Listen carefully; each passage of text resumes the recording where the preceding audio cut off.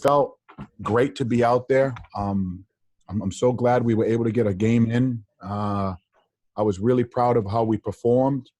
I thought there was some mistakes, but I really credit our guys for, I thought we started slow, yet we came on. I thought we had some jitters early. I thought we utilized our size. We were really concerned about an opponent we haven't seen. We were concerned that we haven't played since March 7th. We were concerned because we've only had 4 players from this year's team that played in a game last year. It was David, Nate, AJ, and Greg were the only ones that played for the Friars last year. Although Ed Croswell played, he didn't know much of what we were trying to do. I just was really proud of the overall performance. I thought our size really paid big dividends. I've seen Nate develop more and more over the last 2 months of practice.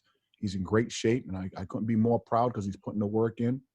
I thought it was a good team win, and we got 5 days before we prepare for our next game. But anytime, like I told them, if you reflect back what we've been through and how to get to that first game, it's definitely adjustment playing at Alumni Hall, just the environment and the aesthetics alone. It's just a different feeling. But good win, proud of our men, and really looking forward to preparing us before we head out to Asheville.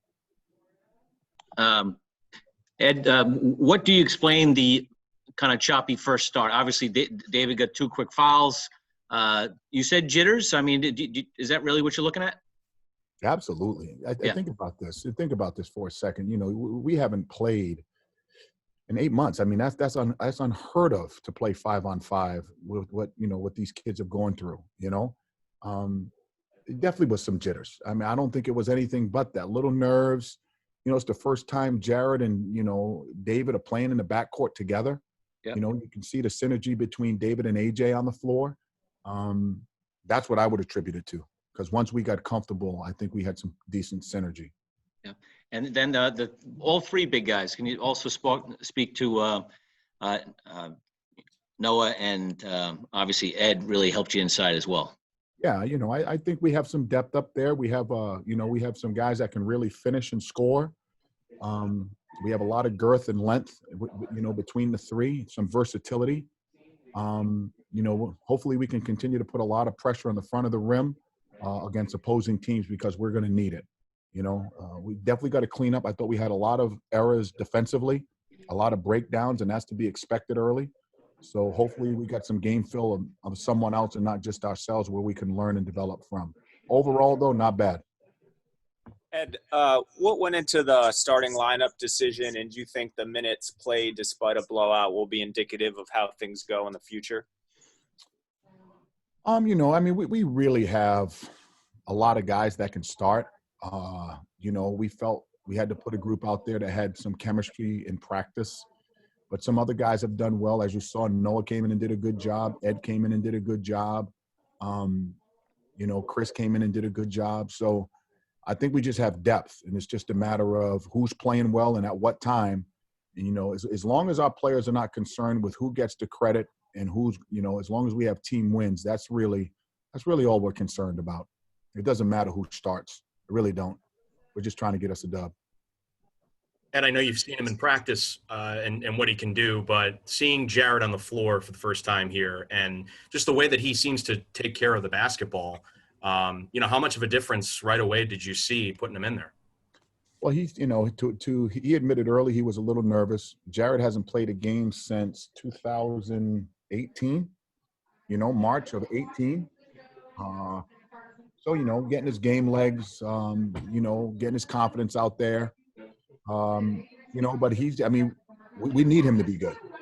We need him to be good. And I don't know how many assists he had today, but I know he was moving the ball pretty good. How many assists he had? 8 assists. 8 assists, yep. So he did his job. He definitely did his job, and we're proud of him. And just with Chris being the first sub in the game, what have you seen from him in the practices leading up to this game? And, what led to that decision to go to him right away? Well, David picked up 2 early ones. He's a junior. He's been around the program, knows what he's doing. He's been doing well in practice. He's improved this summer. And I think he's earned the right to be that one to come in and give us a spark. And I thought he did his job.